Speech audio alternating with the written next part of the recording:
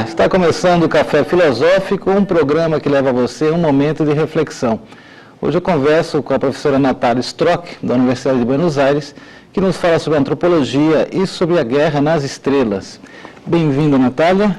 Muito obrigada. Muito obrigado por você estar aqui falando com a gente em português, uma vez que você vem da Argentina. Eu vou tentar. Eu espero que dê certo. Bom, a ideia realmente era conversar sobre antropologia, no primeiro momento, e depois como é que essa antropologia que você desenvolveu na tua tese doutoral se faz presente desde uma perspectiva muito especial, muito tua, nessa saga do cinema que é a Guerra nas Estrelas, Star Wars. Eu acho que seria melhor começar falando um pouco sobre essa antropologia de um autor que você trabalhou. Sim. Eu trabalhei antropologia no John Scott Eugene. Sim. É um filósofo do século IX, neoplatônico. Ele apresenta uma metafísica neoplatônica que tem elementos do cristianismo, porque ele é um autor cristiano. Então, me interessei no livro quarto de sua obra principal, Perificium, que trata sobre a caída de Adão. A queda. A queda de Adão. E isso é um descenso de toda a realidade e depois um ascenso de toda a realidade, porque Eugene planteia em sua metafísica um desenvolvimento Sim. da unidade e da multiplicidade. Mas só uma coisa, Natália, para a gente situar um pouco melhor. O autor é o João Scott Eugene, em português há pouquíssimas coisas traduzidas. Você fez uma alusão a uma obra, a obra principal dele, que é o Perificium, ou também chamado da Visão da Natureza, né? Ou simplesmente Sobre a Natureza. Essa obra tem só uma pequena parte traduzida ao português. Mas, no entanto, ele é um autor do século IX, que é o chamado Renascimento também, né? Renascimento carolíngio. Fala desse momento, para você, como é que você percebe isso? No desenvolvimento mesmo da história da filosofia e do neoplatonismo, com as traduções que ele promoveu. Como é que esse momento é fundamental, digamos, para o que virá a acontecer no pensamento medieval? Ele fez uma tradução muito importante da obra de Dionísio Areopagita.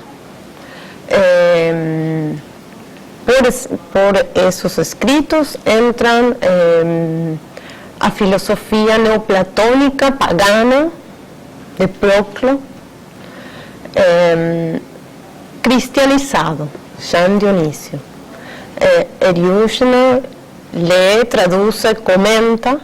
Essa obra incorpora elementos de neoplatonismo a seu pensamento. Esta tradução de Eugene vai ser leída, como se diz, lida durante toda a Idade Média.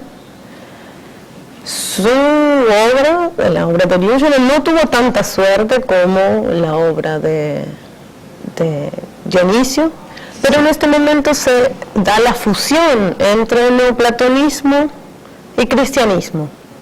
Sim. Uma coisa importante também, porque eu falo às vezes com meus alunos, né, que a filosofia medieval, e sobretudo caracterizada pela novidade, a novitas cristiana, né, ela acaba trazendo questões importantes, inclusive questões novas ao pensamento da tradição até aquele momento, digamos, antigo, né? Você vê isso também, que há questões novas que o cristianismo aporta ao pensamento filosófico?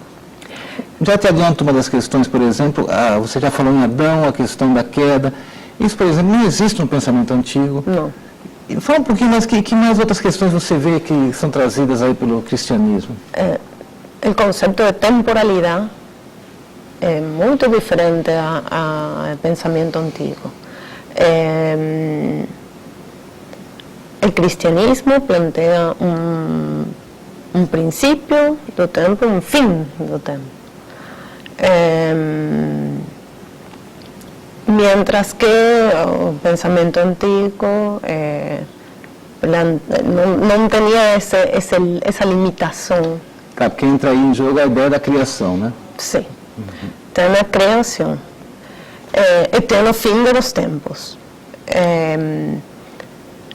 Então, em Eriúgena, temos um tempo eterno, que não é tempo, é eternidade. E tem que pensar também neste tempo finito, que traz a criação de Adão, é um fim dos tempos. Sim? Isso vai de acordo ao dogma cristiano. Mas tem igual uma eternidade que coexiste, não sei, que permanece sempre, sim? Tem um Deus eterno, que é eterno. Uhum. Não, eu estou pensando aqui porque essa eternidade que se faz presente, de algum modo, se a gente for pensar com mais calma sobre os temas, acabamos chegando muito perto da acusação que Eriúgena vai sofrer, né, a condenação póstuma como panteísta, né? Uhum. Porque é como se as criaturas também carregassem algo de eterno. Uhum. É um pouco isso? Sim. Há alguns intérpretes do pensamento de Eriúgena que falam que ele é um pagano com dogma cristiano incerto em seu pensamento, pero que ele pensa como pagano. Por isso, não? Pero ele tem uma leitura nova das escrituras, uma exégesis nova. Ele plantea uma divisão da natureza em 4 espécies. Todo é a natureza, sim? Uma primeira espécie que é a natureza que cria, mas não é criada. Deus como criador. Uma segunda natureza, que é a natureza criada que crea, que são as causas primordiales, algo assim como primeiros princípios, que vão ser também eternos e vão ser criados na mente de Deus. Aqui, Eriúgena marca a criação de Adão, nesta eternidade. A terceira espécie é a natureza que é criada, mas não crea, que é o mundo dos efeitos material, temporal, local, e que vão ser os efeitos dessas causas primordiais. E aqui entra a queda de Adão. Porque Adão, a causa primordial, devia estar atento a seu Criador, intelectual, mas se deixa levar por... Se deixa levar. Levar por a sensibilidade. Eriúgena é só por adânico. Ele queda dormido. Sim. E se produz um lapsus. Um lapsus, sim. E se produz um descenso de toda a realidade. O homem tem consequências, ele. É porque, paradoxalmente, se Adão é a ideia do homem, ele está contido nessa segunda espécie que você indica. Uhum. Mas junto a ele, não é propriamente ele, senão uma grande unidade. Uhum. Mas, portanto, não há diferenças, né? Sim. Então, também é estranho pensar que houve esse primeiro homem em algum momento, né? Já a própria ideia do homem acabaria tendo como consequência essa queda no tempo. Uhum. É isso?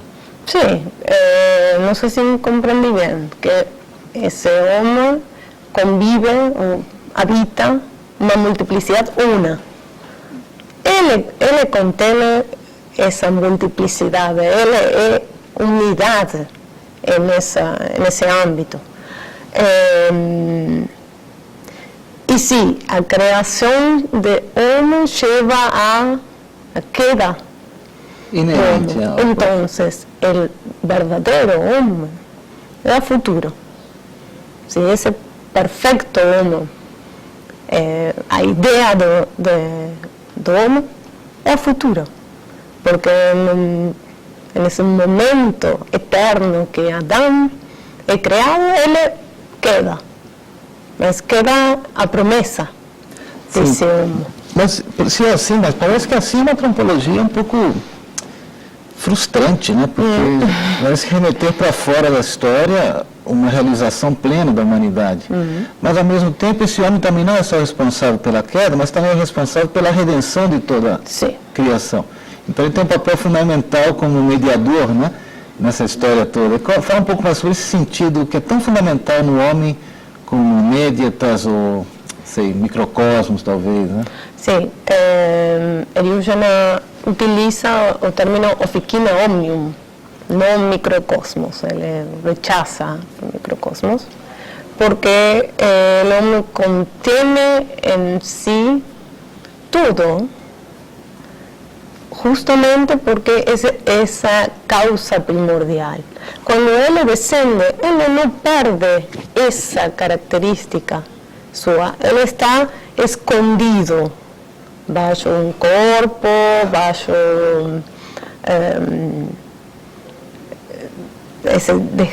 deixar-se levar por a sensibilidade. Mas dentro, ele sigue sendo Adão em algum ponto, mas ele tem que reencontrar-se. Por isso é um papel fundamental. Ele é mediação entre esse âmbito eterno, esse âmbito temporal. Ele tem a possibilidade de volver a conduzir toda a realidade de volta à multiplicidade, à unidade. Tá, daí eu te pergunto, mas é porque, veja só, a concordância cristã diria o quê? Que o primeiro homem, pelo primeiro homem, Adão, o pecado entra no mundo e a redenção se dá pelo outro homem que vem, que seria o próprio Cristo. No caso de Eriugena, se isso é assim, assumido dessa forma, o Cristo aí tem um outro sentido que acho que está muito mais ligado a essa ideia do conhecimento da realidade.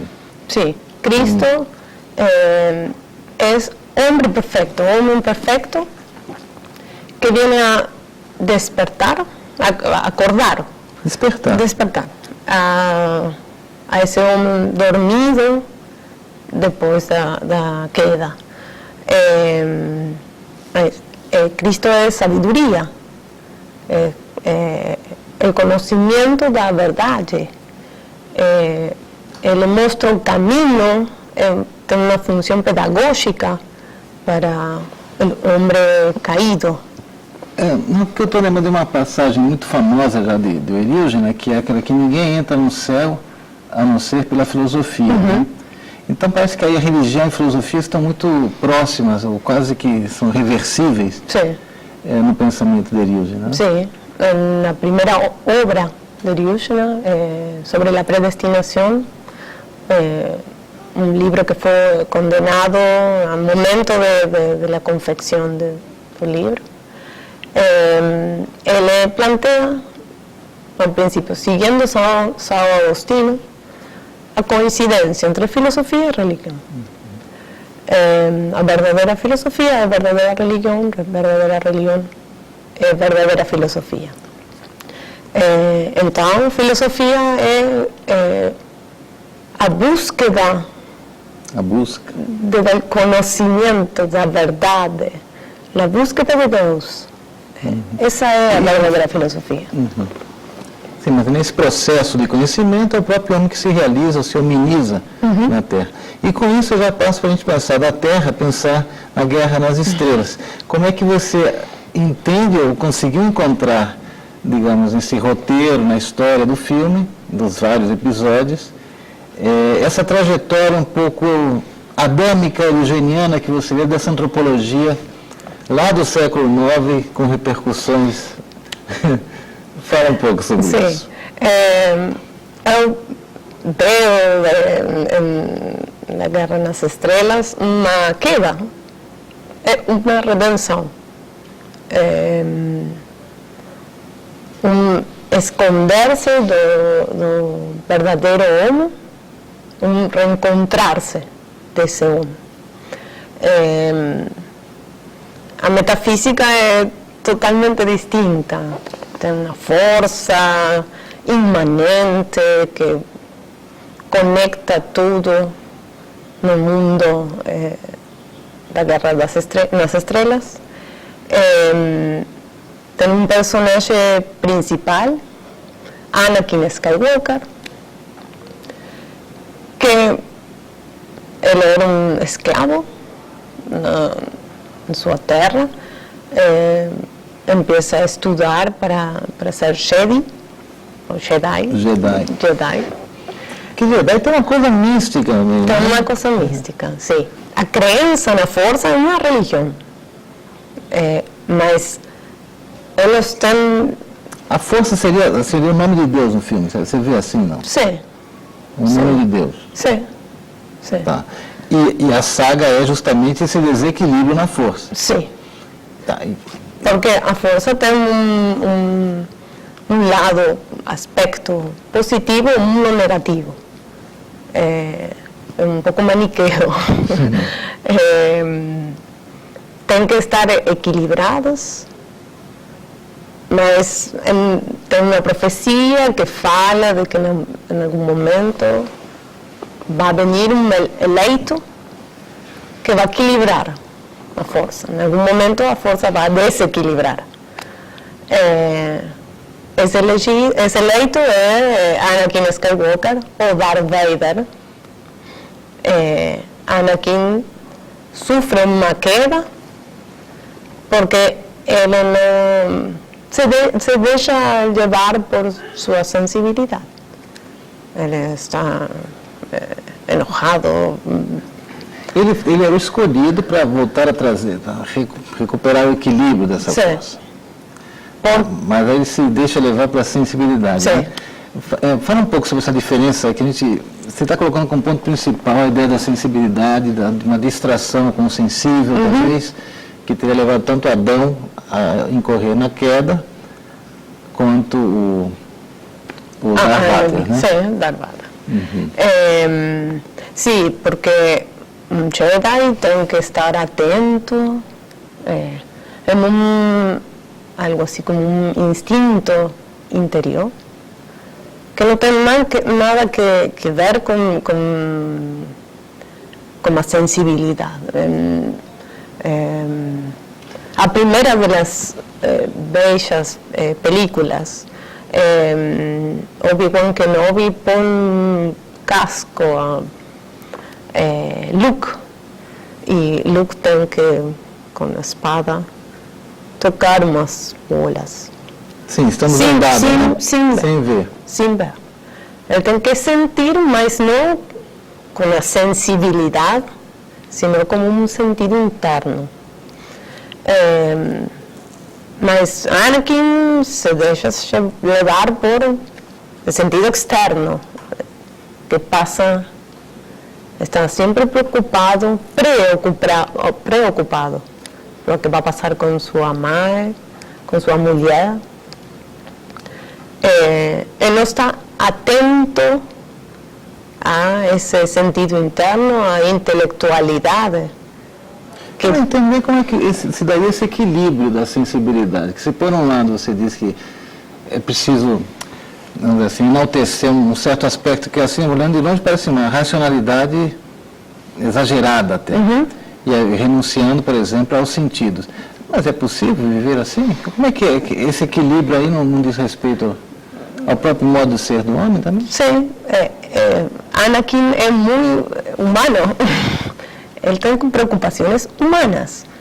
E os Jedi têm que ter uma vida um pouco ascética, porque não pode ter mulher, não pode ter afetos, porque é um peligro. Um perigo. Um peligro por isto. Mas Anakin é homem nessa queda. Não? Ele tem preocupações humanas por sua mãe, sua Sim, então o mãe. Jedi não pode ser humano, né? Não, Ah, é bem. mais que humano. Então, na verdade, o Jedi, ou tanto o Anakin quanto o Luke estariam rumando para uma superação da própria humanidade que eles carregam. Sim, É uma injustiça com o universo, porque se a força depende não do homem, mas de ser algo além do homem, é Sim. que isso também não é alienígena, que também quer que o homem supere-se a si Sim. mesmo, né? Plus com o homo, ele fala. plus com... Sim, sim, sim. Bom, mas fala um pouco mais, porque tem mais coisas aí que você fala da redenção, da força. Sim, Anakin queda se converte em Darth Vader. Mas ele tem esse traje, Sim. y por dentro habita, mora Anakin. Por fuera, Darth Vader, por dentro Anakin. En el final del retorno del Jedi, él está muriendo, fala para su filho, saca Para esse, tirar o capacete casco. aqui. Aham. Porque ele quer ver com seus olhos seu filho. Seu filho fala, não, você tem que ter esse casco para respirar, para viver. Não, eu tenho que salvar você. Ele fala, não, você já salvou. Você já salvou porque eu reencontrei com minha realidade, minha verdade. Essa ideia do despertar que você Sim, fala. sim. Aí, então, quando ele tira o capacete, ele já não é mais Já não é mais Darth Vader, Vader, mas um retorno ao... o verdadeiro Jedi. Sim.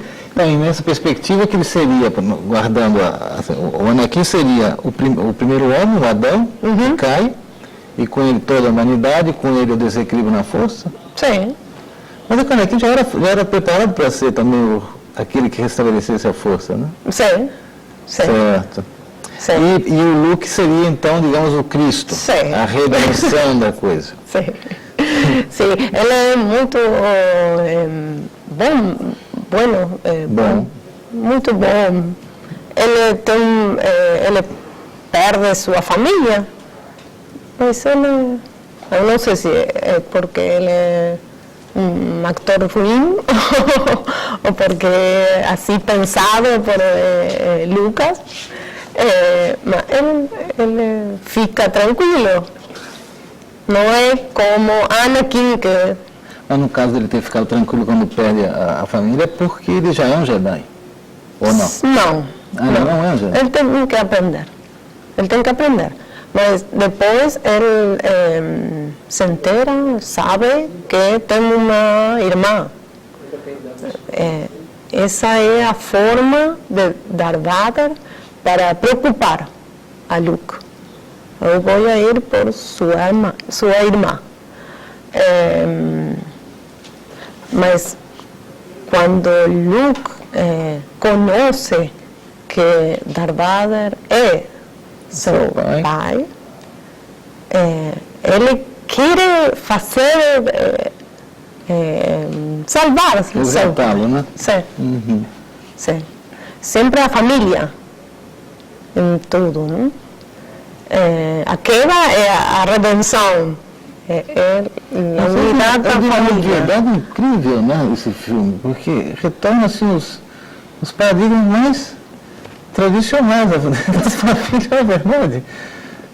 Sim, sim. É incrível, eu pensava que era assim, que tivéssemos assim, uma outra perspectiva, mas no fim é um pouco isso, quer dizer, ou bem alienígena é um conservador, ou ele inovou tanto que pode ser utilizado, por exemplo, por um cineasta no século XX, né? Sim. Alienígena inicia uma interpretação das escrituras que continuarão. Eu pergunto isso, Natália, porque essa antropologia lá atrás de alienígena, ela é muito especial, né? Ela tem uma certa linhagem e que não é uma antropologia comum. Primeiro que que a própria definição do homem, você apontou como oficina homem, ou seja, oficina, o lugar onde todas as coisas se realizam. Sim. Ele seria o próprio lugar dessas coisas todas, assim como o próprio Adão tinha essa imagem de que ele recolhe toda a criação, né? E essa é uma antropologia quase renascentista, assim, de um homem sendo colocado no centro das decisões, né? E não é aquele pobrezinho que foi expulso do jardim. Quer dizer, até a ideia desse futuro que você demarcou, essa humanidade plena, ela é para ser encontrada, não é que se perdeu. No paraíso não é perdido. Sim. Sim. É uma figura muito forte, não? Que justamente ser oficina homem conecta tudo, mas conecta a própria história, não? A própria história cristiana. Ele é mais que os anjos. É mais que tudo, e contém tudo é nele. E ele é contido por quem? Onde ele se encontra? Onde ele se encontra? Se ele dá lugar a tudo, né? Ele dá lugar a tudo, ele foi criado na eternidade. Ele habita a eternidade. Sim. Sim. É uma concepção bem diferente do homem, né? Sim. Sim. Bom, Natália, nosso tempo acabou. Eu queria te agradecer a presença e esse ensaio aqui da gente pensar um filme tão contemporâneo e que marcou tantas vidas, tantas pessoas, né? A partir de um autor do século IX. Muito obrigado. Muito obrigada a você. Eu conversei com Natália Strock, da Universidade de Buenos Aires. E você que está em casa já sabe que semana que vem tem mais. Até lá.